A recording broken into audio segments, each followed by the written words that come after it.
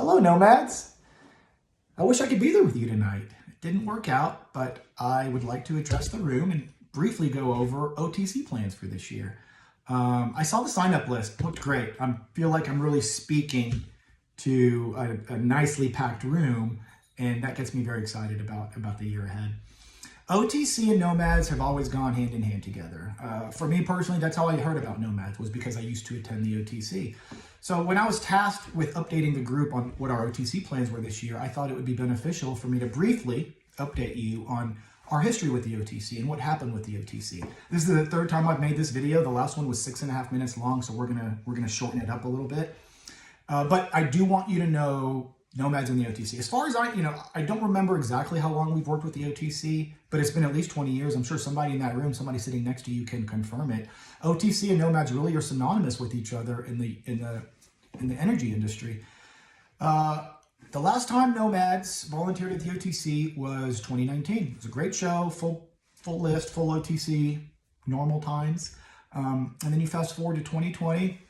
COVID had started that year.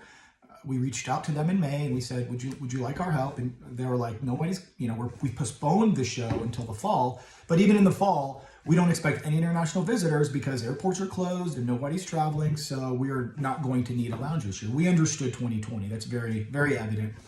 Fast forward to 2021, and we reached out to them about a month or two before the show, just letting them know that we know you have a show again this year at the normal time of May. And if you'd like Nomads to help, we're here to support you. And at that time, the vaccines had just come out in that spring, and they were not expecting any international visitors. At the time, she told me she expected less than 10 people to fly in from their historic countries, and that there was not going to be an international lounge that year in any shape or form. Again, I understood that.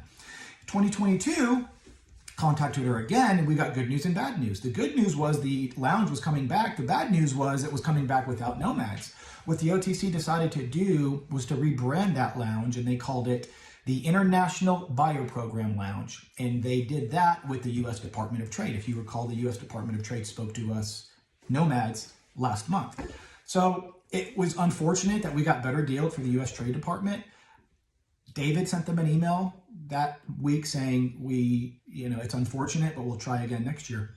So I recently reached out to them this year in hopes that we could be a part of the OTC, and I got the same response. The OTC is partnered up with the U.S. Trade Department, and they will be hosting this lounge. But this time I had an ace in my pocket, right? And that was Jason Wilson, our speaker from last month. He runs the office here in Houston, and I immediately reached out to him and I said, Jason, can we Nomads get with your group and maybe do a joint venture with that lounge? I gave him the brief history. And Jason was open to it, but unfortunately, I contacted him too late, and there was just not enough time to implement the changes that would need to be done for us to fit in this year. He did leave the door open for 2024. That's a door that I plan on knocking on earlier. That I know Cornelius has that prioritized for 2024, and that's something we're going to get going on. So don't give up hope on Nomads and the OTC. I truly believe we have a very good chance of returning to it next year, and we're all going to be working to get that done. That doesn't mean we're not going to do anything this year. During that COVID year, 2020, we started doing a couple outdoor happy hours. Those were fun because they were outdoors, they were fun, they were a different change of pace from what we've normally done. And historically, they've also been a little bit cheaper than our normal meetings, which has allowed our scholarship to add in a little bit. So we're going to do that. We're not going to do it OTC week. OTC week is very busy, as everybody knows. So we're going to do it the week after OTC. It's going to be on Thursday, May 11th. It's going to be at Kirby's on Gessner. The same place we've done them in the past. We chose that Thursday night instead of Tuesday night because they've got that great steak that they make outside. It's a really good steak for a steak they make in the back of Kirby's. But those nights have been fun, a little looser than usual. You get to bring a friend or, hang out with Nomads in a setting that's different. So Tom, I thank you for bringing back a happy hour for this year. I think it'll be a fun time. I think people will be ready for it.